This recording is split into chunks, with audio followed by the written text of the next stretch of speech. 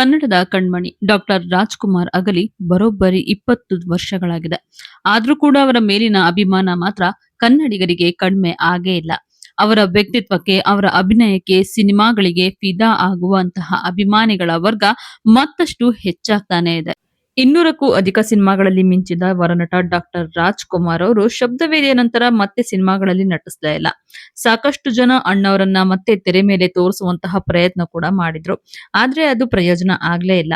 ಎಲ್ಲ ಅಂದುಕೊಂಡಂತೆ ಆಗಿದ್ರೆ ಭಕ್ತ ಅಂಬರೀಷ ಮುತ್ತುರಾಜ್ ನಟನೆ ಕೊನೆಯ ಸಿನಿಮಾ ಆಗ್ಬೇಕಿತ್ತು. ಅದು ಕೂಡ ಸಾಧ್ಯ ಆಗ್ಲಿಲ್ಲ. ಸಾಂಗ್ ರೆಕಾರ್ಡಿಂಗ್ ಮುಗಿಸಿ ಚಿತ್ರೀಕರಣ ಶುರು ಮಾಡಬೇಕು ಅಂದುಕೊಂಡಂತಹ ಹೊತ್ತಿಗೆ ಎಲ್ಲ ಕೂಡ ವ್ಯರ್ಥ ಆಗೋಗಿತ್ತು. ಇನ್ನು ಅಣ್ಣವರು ನಟಿಸಬೇಕಿದ್ದಂತಹ ಕೆಲ ಸಿನಿಮಾಗಳು ಕೂಡ ಶುರುವಾಗಿ ನಿಂತು ಹೋಗಿತ್ತು.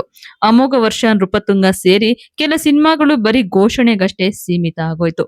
ಆಡುಮುಟ್ಟದ ಸೊಪ್ಪಿಲ್ಲ, ಮುತ್ತುರಾಜ್ ಮಾಡದ ಪಾತ್ರಗಳಿಲ್ಲ, ಯಾವುದೋ ಪಾತ್ರ ಮಾಡುವಂತಹ ಕನಸು ಖಂಡಿತ ಅಣ್ಣವರಿಗೆ ಇರ್ಲೇ ಇರ್ಲಿಲ್ಲ.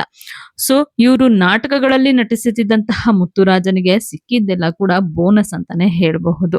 ಆದ್ರೆ ಇವರಿಗೆ ಕೊನೆಯ ಒಂದು ಆಸೆ ಇತ್ತು. ಯಾವುದು ಅಂತಂದ್ರೆ ಹುಟ್ಟೂರಲ್ಲಿ ಇವರು ವ್ಯವಸಾಯವನ್ನ ಮಾಡಬೇಕು ಅಂತ ತುಂಬಾನೇ ಆಸೆ ಇತ್ತಂತೆ ರಾಜ್‌ಕುಮಾರ್ ಅವರಿಗೆ. ಆದ್ರೆ ಆ ಕನಸಿಗೆ ವೀರಪ್ಪನವರು ಕಲ್ ಹಾಕ್ಬಿಟ್ಟಿದ್ದ. ಬಂಗಾರದ ಮನುಷ್ಯ ಚಿತ್ರದಲ್ಲಿ ಮಾದರಿ ರೈತ ರಾಜೀವನಾಗಿ ನಟಿಸಿ ಅಣ್ಣವರು ಮಾಡಿದಂತಹ ಮೋಡಿ ಗೊತ್ತೇ ಇದೆ. ನಿಜ ಜೀವನದಲ್ಲೂ ಕೂಡ ತಮ್ಮ ಕೊನೆಯ ದಿನಗಳನ್ನ ಮಣ್ಣಿನ ಮಗನಾಗಿ ಕಳಿಬೇಕು ಅನ್ಕೊಂಡಿದ್ರಂತೆ ಡಾಕ್ಟರ್ ರಾಜ್‌ಕುಮಾರ್. ಅದೇ ಕಾರಣಕ್ಕೆ ಹುಟ್ಟೂರು ಗಾಜನೂರಿನಲ್ಲಿ ಮನೆ ಕಟ್ಟಿಸಿ ಬೋರ್ವೆಲ್ ಕೂಡ ಹಾಕ್ಸಿದ್ರು. ಅಲ್ಲಿ ಭೂಮಿ ಹಸನು ಮಾಡಿ ಬೆಳೆಯನ್ನ ಬೆಳೆದು ಮಣ್ಣಿನ ಋಣ ತೀರಿಸಬೇಕು ಅಂತ ಅಣ್ಣವರು ಮನಸ್ಸನ್ನ ಮಾಡಿದ್ರಂತೆ. ಅನುರಾಗ ಅರಳಿತು ಸಿನಿಮಾ ವೇಳೆಗೆ ಅಣ್ಣವರು ನಟನೆಯಿಂದ ದೂರ ಉಳಿಬೇಕು ಅಂತ ಕೂಡ ಅನ್ಕೊಂಡಿದ್ರಂತೆ. ಈ ವಿಚಾರವನ್ನ ಸ್ವತಃ ಅವರ ಪುತ್ರಿ ಪೂರ್ಣಿಮಾ ಅವರೇ ಸಂದರ್ಶನವೊಂದರಲ್ಲಿ ಹೇಳ್ಕೊಂಡಿದ್ರು.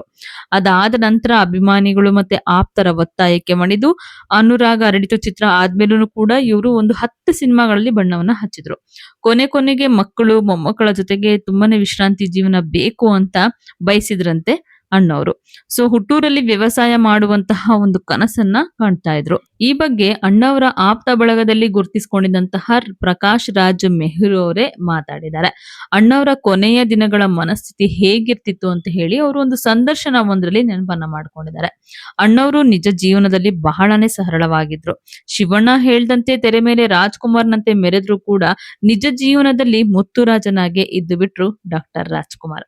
ಯಾರೇ ಬೇಟೆಗೆ ಬಂದ್ರು ಕೂಡ ಊರಿನಲ್ಲಿ ಮಳೆ ಆಯ್ತಾ, ಏನು ಬೆಳೆ ಬೆಳೀತಾ ಇದ್ದೀರಾ, ಕೆರೆಯಲ್ಲಿ ನೀರಿದ್ಯಾ, ದನ ಕರುಗಳಿಗೆ ನೀರು ಮೇವು ಎಲ್ಲ ಸಿಗ್ತಾ ಇದೆಯಾ ಅಂತ ಅಣ್ಣವರು ವಿಚಾರಿಸ್ಕೊಳ್ತಾ ಇದ್ರಂತೆ. ಡಾಕ್ಟರ್ ರಾಜ್‌ಕುಮಾರ್ ಇದ್ದಿದ್ದೇ ಹಾಗೆ. ಅಸಂಖ್ಯಾತ ಅಭಿಮಾನಿಗಳನ್ನ ಸಂಪಾದಿಸಿದ್ರು ಕೂಡ ಅಣ್ಣವರು ಎಲ್ಲೇ ಹೋದ್ರು ಜನ ಮುತ್ಕೊಂಡಿತಾ ಇದ್ರು ಕೂಡ ಎಲ್ಲರ ಬಗ್ಗೆನೂ ಕಾಳಜಿಯಿಂದನೇ ಮಾತಾಡ್ತಾ ಇದ್ರು. ಎಲ್ಲರ ಜೊತೆನೂ ಪ್ರೀತಿಯಿಂದನೇ ಮಾತಾಡ್ತಾ ಇದ್ರು.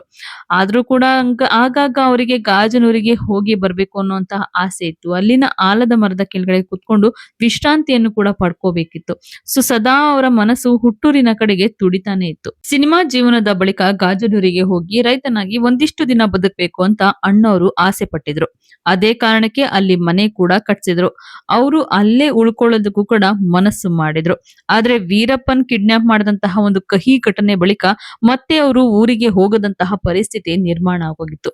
ಅದೊಂದು ಕೊರಗು ಮಾತ್ರ ಅಣ್ಣವರಿಗೆ ಖಂಡಿತವಾಗ್ಲೂ ಇತ್ತು ಅಂತ ಪ್ರಕಾಶ್ ರಾಜ್ ಮೆಹ್ರೂ ಕೂಡ ಹೇಳ್ಕೊಂಡಿದ್ದಾರೆ. ಒಟ್ನಲ್ಲಿ ಯಾವುದೇ ರೀತಿಯ ಆಡಂಬರದ ಜೀವನವನ್ನ ಬಯಸ್ತವರಲ್ಲ ಡಾಕ್ಟರ್ ರಾಜ್‌ಕುಮಾರ್. ಇದ್ದಷ್ಟು ಕಾಲ ಸರಳವಾಗಿಯೇ ಜೀವಿಸಿದ್ರು, ಇನ್ನೊಬ್ರಿಗೂ ಕೂಡ ಸ್ಫೂರ್ತಿಯಾಗೇ ಇದ್ರು.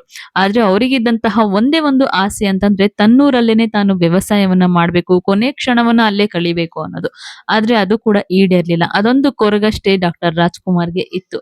ಸೊ ಈ ವಿಡಿಯೋ ಬಗ್ಗೆ ನಿಮಗೇನ್ ಅನಿಸ್ತು ನೀವು ಕೂಡ ಕಮೆಂಟ್ ಮಾಡಿ ಹೇಳಿ. ಹಾಗೆ ಈ ವಿಡಿಯೋ ನಿಮ್ಗೆ ಇಷ್ಟ ಆಗಿದ್ರೆ ಲೈಕ್ ಮಾಡಿ, ಶೇರ್ ಮಾಡಿ. ನೀವಿನ್ನು ನಮ್ಮ ದಿ ಸ್ಪೆಷಲ್ ಕನ್ನಡವನ್ನ ಸಬ್ಸ್ಕ್ರೈಬ್ ಮಾಡ್ಕೊಂಡಿಲ್ಲ ಅಂತಂದ್ರೆ ಈಗಲೇ ಸಬ್ಸ್ಕ್ರೈಬ್ ಮಾಡ್ಕೊಳ್ಳಿ. ಹೆಚ್ಚಿನ ವಿಡಿಯೋ ಅಪ್ಡೇಟ್ಸ್ಗಾಗಿ ಬೆಲ್ ಐಕಾನ್ ನ ಪ್ರೆಸ್ ಮಾಡ್ಕೊಳ್ಳಿ.